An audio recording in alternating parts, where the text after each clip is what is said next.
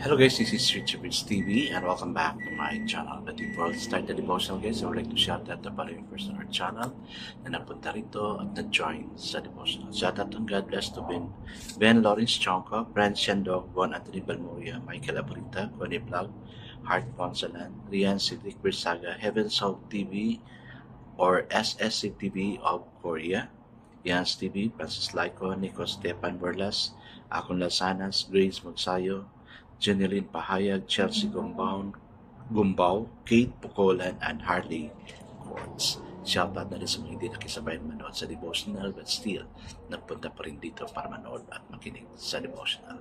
God bless us all guys.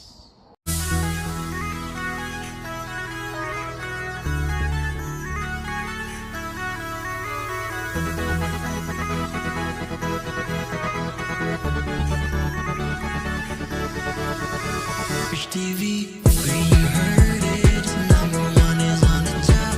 Good advice, they still never stop. TV, where you heard it, number one is on the top. Good advice, they still never stop.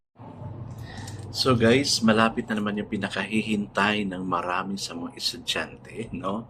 So alam mo na yon kung ano yon, no? 2 days from now, there is something na naman dito sa bayan natin sa Valencia. So, enjoy lang tayo, no?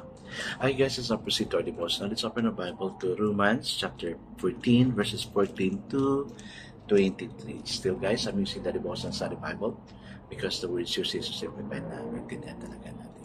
Okay, the word of the Lord in Romans chapter 14, verses 14 to 23 says, as one who is in the Lord Jesus, I am fully convinced that no food is unclean in itself. Amen. Yan din sa akin, no? Okay, but if anyone regards something as unclean, then to him it is unclean. O, yun na. Period na yun. Bawal sa inyo, bawal na. Kasi 2 days from now, yung iba mag-i-enjoy na talaga sa food. Okay, so if your brother is distressed because of what you eat, you are no longer acting in love.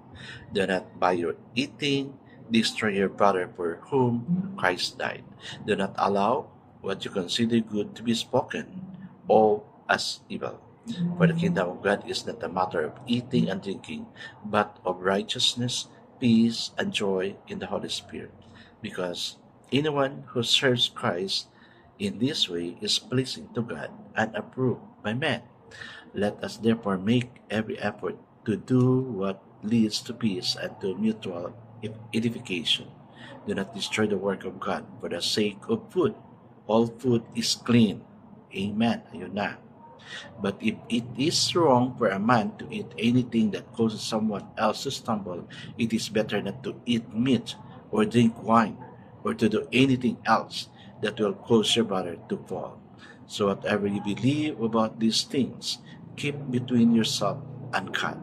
Blessed is the man who does not condemn himself by what he approves, but the man who has doubt is condemned if he eats, because his eating is not from faith, and everything that does not come from faith is sin.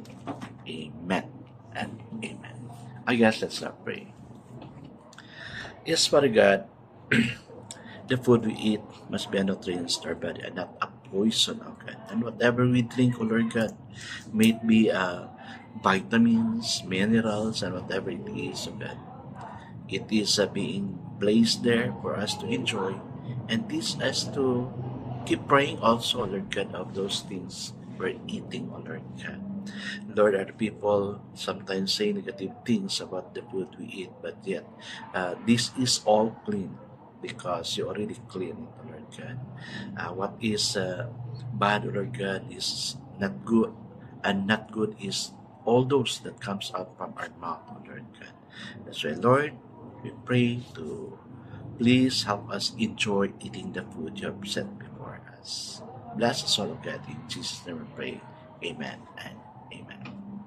The focus verse for this evening, guys, is found in Romans chapter 14, verse 22. It says, happy is he who does not condemn himself.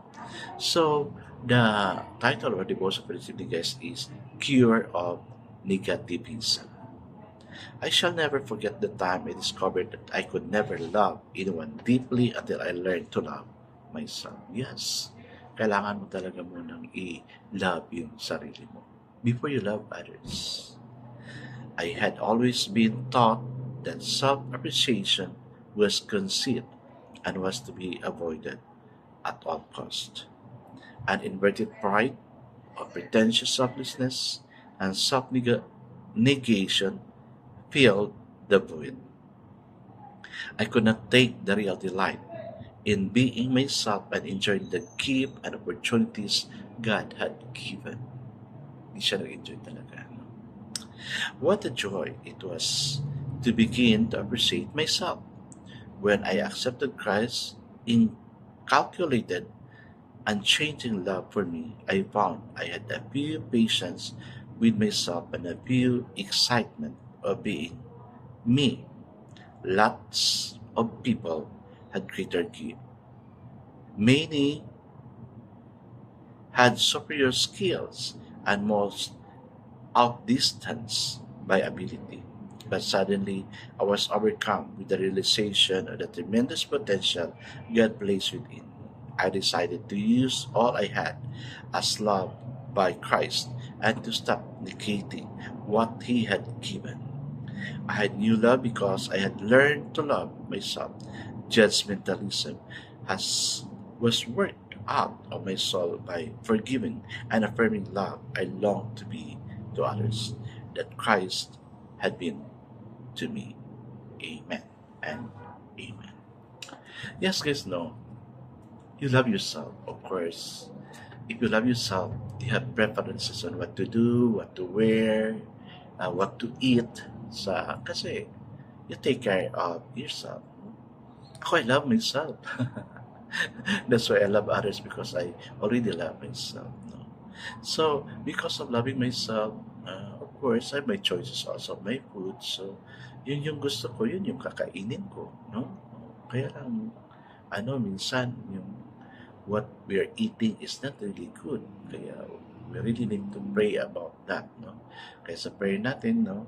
Kung ano yung choice ng food natin, kasi marami tayong choices na bawal sa iba. So, yung iba naman, huwag na lang kayo mag-ano dyan. Basta we are enjoying the food we are eating. No? So, sinabi ko na kanina, what comes up from the mouth is the one unclean. Particularly those negative words, and not the food, because the food we're eating is, it is blessed by God. Well, of course, we also know our limitation. So because of loving our body, we take all those things. No? We need to love ourselves first. Yun yung suggestion niya. No? So enjoy tayo. No? Malapit na yung 2 days, kaya enjoy tayo sa anong gagawin natin. Just enjoy the food prepared for us. Alright guys, let's now pray. We hear the saying, have a heart. How about having a heart for ourselves and relating to our inner person with the same love and forgiveness Christ has shown us? Lord, teach us to love ourselves so we could learn to love others. Amen and amen. Yes, guys, learn to love yourself so you can start loving others. God bless us always, because I know God surely bless us 10 times better. This is again Rich Rich TV. Kita-kita tayo muli at sa muli. Paalam!